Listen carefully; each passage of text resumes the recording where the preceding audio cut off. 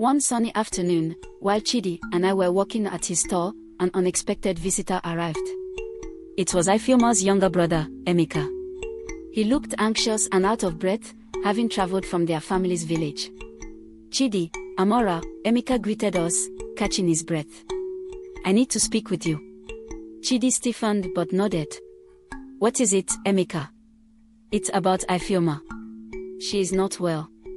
Our parents are worried. She keeps talking about the village, about you, Chidi. They fear her guilt is eating away at her." Chidi's face softened, mixed emotions playing across his features. "What do you want me to do, Emeka?" "She needs to see you, Chidi," Emeka pleaded. "I know she hurt you, but I believe seeing you might help her find some peace. She hasn't eaten properly in days, and she refuses to leave her room." I looked at Chidi, who was deep in thought. Forgiveness was a heavy burden, but it was also a path to healing. "Maybe you should go, Chidi," I suggested softly. "It might help both of you find closure." Chidi sighed deeply. "All right, Emeka. I will come with you. But this doesn't mean everything will go back to the way it was." We prepared for the journey the next day. As we traveled, I could see the conflict in Chidi's eyes. This was a man torn between love and betrayal, trying to find a way to piece together the fragments of his broken heart. When we reached Ifeoma's family village, we were greeted with worry but hopeful faces. Ifeoma's mother led us to her room, where Ifeoma lay on a mat, her face pale and gaunt. She looked up as we entered, her eyes widening in shock at the sight of Chidi. "Chidi," she whispered, her voice barely audible. "I am so sorry. I never wanted to hurt you." Chidi knelt beside her, taking a deep breath. "Ifeoma, your jealousy nearly destroyed us both. But I need to understand why you did it. What drove you to such madness?" Tears streamed down Ifeoma's cheeks. "I was so afraid of losing you. I saw how you laughed with Adiz, and I felt invisible. I thought if I could get rid of her, things would go back to the way they were." Chidi's expression softened. "Ifeoma, our love was supposed to be built on trust. You could have talked to me. We could have walked through it together." "I know," she sobbed. "I was foolish and scared. I have lost everything because of my actions." Chidi sat quietly for a moment, then spoke gently. "Ifeoma, you need to forgive yourself first. I don't know if I can ever fully forgive you, but I can try. We both need to heal from this."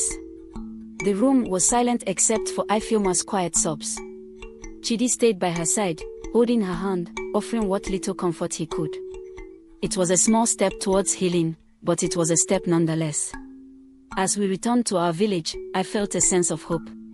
Perhaps this was the beginning of a new chapter, one where forgiveness and understanding could mend the wounds of the past. Chidi and Ifeoma had a long way to go, but with time and support, they might find a way to move forward. As we returned to our village, I felt a sense of hope. Perhaps this was the beginning of a new chapter, one where forgiveness and understanding could mend the wounds of the past. Chidi and Ifeoma had a long way to go, but with time and support, they might find a way to move forward. In the following weeks, the village continued to watch Chidi closely. He threw himself into his work, rebuilding his stall and focusing on his trade. Adi stayed by his side, not as a romantic interest but as a true friend. She helped him with the market and often encouraged him to talk about his feelings. One evening, as the sun set and the sky turned a deep orange, Chidi gathered the villagers for a meeting. He stood before us, looking more resolute than he had in months. "I have decided to forgive Ifeoma," he announced. "Holding on to anger and bitterness will only keep me chained to the past. She made a terrible mistake, but I believe she is truly sorry. I need to let go of this pain to heal and move forward." There was a murmur of surprise and approval from the villagers. Forgiveness was not an easy path, but it was a powerful one. A few days later, Chidi received a letter from Ifeoma. She thanked him for his forgiveness and shared that she was slowly recovering. She was working hard to become a better person, hoping that one day she might return to the village and make amends. Life in the village began to feel lighter. Chidi's decision to forgive had a ripple effect. People started to talk more openly about their feelings, and the sense of community grew stronger. Chidi and Adi's friendship blossomed, and they became symbols of resilience and healing. Months passed, and one day, Ifeoma returned to the village. She came back not as the woman who had poisoned her husband but as someone seeking redemption. The villagers watched her closely, but they were willing to give her a second chance. Ifeoma approached Chidi with tears in her eyes. "Thank you for forgiving me, Chidi. I know I don't deserve it, but I will spend the rest of my life making it up to you and the village."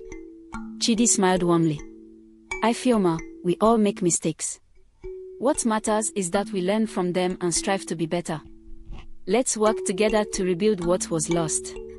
From that day on, Ifeoma dedicated herself to helping the village. She worked in the market, assisted the elders, and became an active member of the community. Slowly, the villagers began to accept her again.